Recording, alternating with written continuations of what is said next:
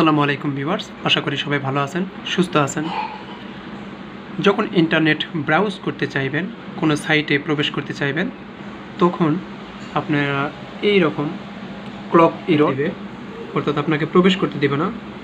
Update date and time এই অপশানটি চলে আসে।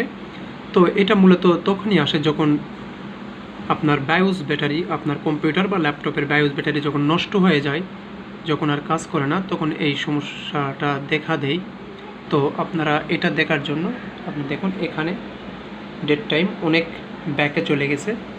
এটা আমার বারবার ঠিক করে দিতে হয়। তো আমরা বায়োস ব্যাটারি চেঞ্জ করে এর সমস্যার সমাধান করতে পারি।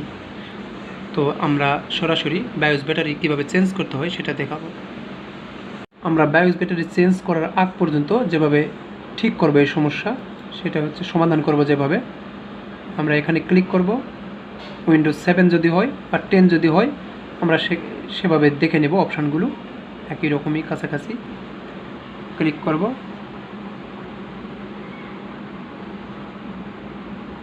এখান থেকে চেঞ্জ ডেট অ্যান্ড টাইম,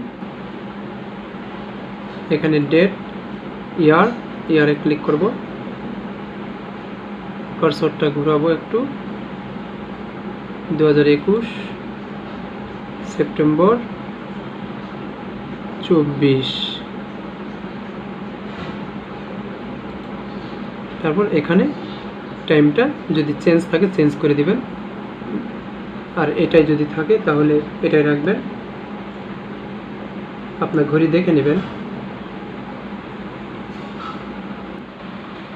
এটা ছিল হচ্ছে ডেট টাইম বারবার ঠিক করে বারবার কারেকশান করে দিলে এই সমস্যার সমাধান হবে, কিন্তু বারবার দেওয়া তো সম্ভব না। এই জন্য বায়োস ব্যাটারি চেঞ্জ করবেন।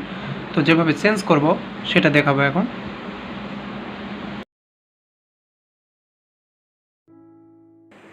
বায়োস ব্যাটারি কীভাবে মাদারবোর্ডে ইনসার্ট করতে হয় এবং কীভাবে খুলতে হয় সেটাই আমি দেখাবো।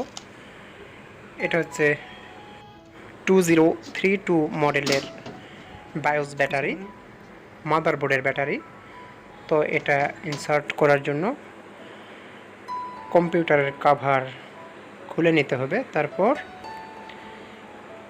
এই যে গোল যেটা দেখতে পাচ্ছেন এটা হচ্ছে বায়োস ব্যাটারি। এটাতে একটা লক আছে, এই যে এই লকটা হালকা প্রেস করলেই, পিছনের দিকে প্রেস করলেই ওটা উঠে যাবে, অথবা ফোর্সেপ দিয়েও আপনারা সহজেই ওটা চাপ দিলেই ব্যাটারিটা উপরের দিকে উঠে আসবে।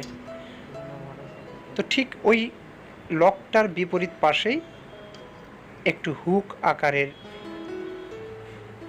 স্লট আছে, ওইটাতে যেন ব্যাটারি লেগে যায়, সামনের দিকে হালকা করে লাগিয়ে দিয়ে প্রেস করলেই লাগে যাবে ব্যাটারিটা। এখন একটা প্রেস করব, ব্যাটারিটা ইনসার্ট হয়ে গেছে। ব্যাটারি ইনসার্ট করার পর কম্পিউটারটি স্টার্ট করবেন, তারপর ডেট টাইম ঠিক করে দিবেন একবার, পরবর্তী থেকে আর সমস্যা হবে না। আর যদি বায়োস থেকে সেট আপ করে দিতে পারেন তাহলে আরও ভালো, কোনো সমস্যা নেই। ভালো থাকবেন, সুস্থ থাকবেন। আসসালামু আলাইকুম।